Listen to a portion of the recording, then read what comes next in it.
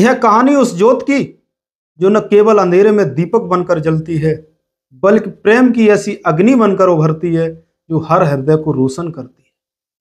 यह कहानी उस साधक की है जिसने संसार मात्र को देखा ही नहीं, बल्कि हर जीव, हर प्राणी में राधा कृष्ण के दर्शन किए।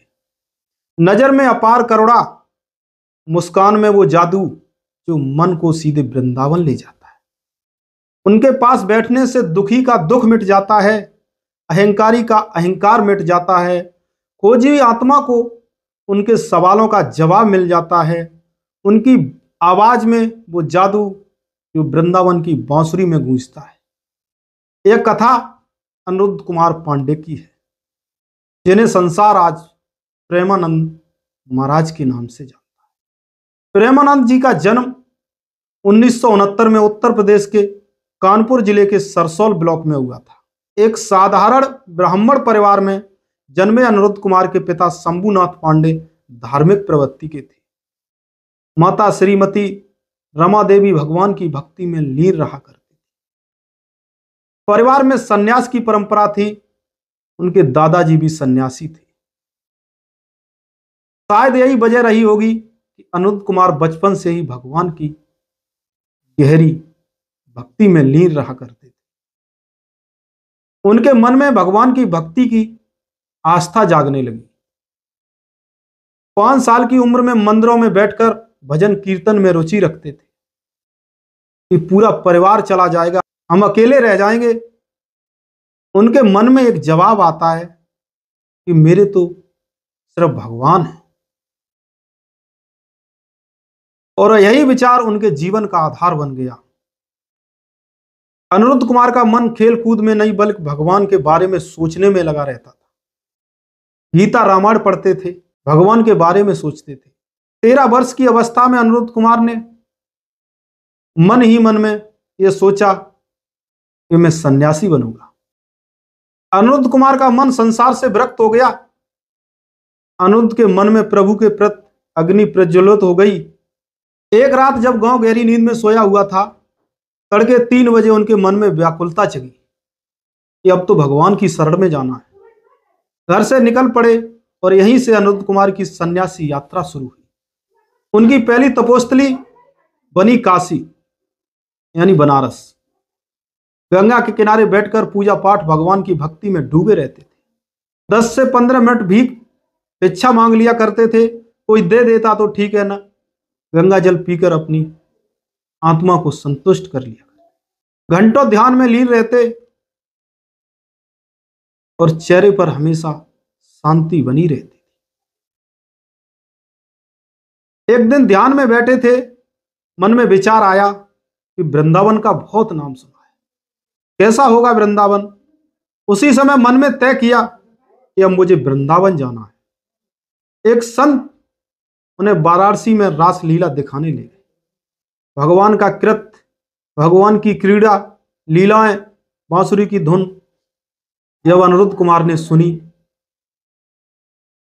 तो हृदय में हाहाकार मच गया। 1 महीने तक लगातार उन्होंने रासलीला देखी।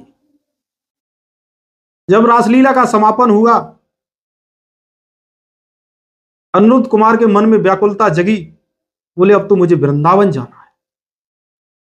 रासलीला संचालक से पहुंचे, बोले महाराज मुझे अपने साथ रख लीजिए, मैं आपकी सेवा करूंगा। मैं बहुत गरीब हूं, मेरे पास पैसे नहीं है, मुझे आप वृंदावन ले चलिए। रासलीला संचालक से अनुरोध करने पर वो अनिरुद्ध कुमार को वृंदावन ले गए। वहां उनकी मुलाकात राधा बल्लभ संप्रदाय से हुई, जो राधा को सर्वोच्च मानता था। वहां उन्हें मोहित गोस्वामी ने शरणागति मंत्र की दीक्षा दी। इस मंत्र ने उनके मन ही मन को राधा कृष्ण के चरणों में समर्पित कर दिया। मोहित गोस्वामी ने अनिरुद्ध कुमार को अपने गुरु गौरांगी शरण जी से मिलवाया, जिन्हें बड़े गुरु कहते थे, जो राधा बल्लभ संप्रदाय के प्रमुख संत थे। राधा की भक्ति में गुरु की 10 साल तक श्रद्धा मन समर्पण होकर सेवा की। गुरुजी के लिए भोजन की व्यवस्था करना, कुटिया की साफ सफाई करना, कपड़े धोना, सत्संग की तैयारियां करना। उनकी वाणी में बांसुरी की मधुरता थी जो हृदय को वृंदावन की गलियों में ले जाती थी। एक गांव का साधारण बालक जो कभी गांव के मंदिरों में भजन गा रहा था, आज लाखों लोगों का प्रेरणा स्रोत बन गया। हालांकि 35 वर्ष की आयु में प्रेमानंद जी महाराज को एक गंभीर रोग का सामना करना पड़ा। इनकी किडनी खराब हो गई थी, लेकिन राधा कृष्ण के अटूट प्रेम विश्वास ने न केवल उन्हें बल दिया बल्कि भक्तों के लिए प्रेरणा स्रोत बने। जब भक्तों को रोग का पता चला तो कई भक्त आगे आकर किडनी दान करने की सोचने लगे, लेकिन प्रेमानंद महाराज जी का हृदय करुणा और त्याग से भरा है। उन्होंने विनम्रता से कहा कि हम किसी को दुख पहुंचाकर सुख नहीं ले सकते। आज भी उनके शरीर में असीम दर्द बना रहता है। रोग ने उनके शरीर को कमजोर करने की हर संभव कोशिश की, परंतु उनके चेहरे की मुस्कान और हृदय की शांति ने उसको छूने भी नहीं दिया। इतना ही नहीं, नियमित रूप से वृंदावन की परिक्रमा करते हैं। उनका शारीरिक दर्द उनके समर्पण के आगे हार जाता है। उनका खराब स्वास्थ्य हर व्यक्ति को दुख व निराशा महसूस कराता है। उनका जीवन एक प्रेरणा है। हम उनके ठीक होने की प्रभु से प्रार्थना करते हैं।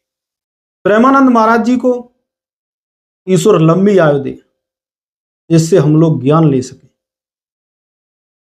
प्रेमानंद महाराज जी को सुनने से, उनके बारे में जानने से, उनके विचारों पर चलने से हर आदमी का कल्याण हो जाए। हालांकि अभी सोशल मीडिया पर एक खबर आई कि प्रेमानंद महाराज जी इस दुनिया को छोड़कर चले गए, लेकिन ऐसा कुछ नहीं है।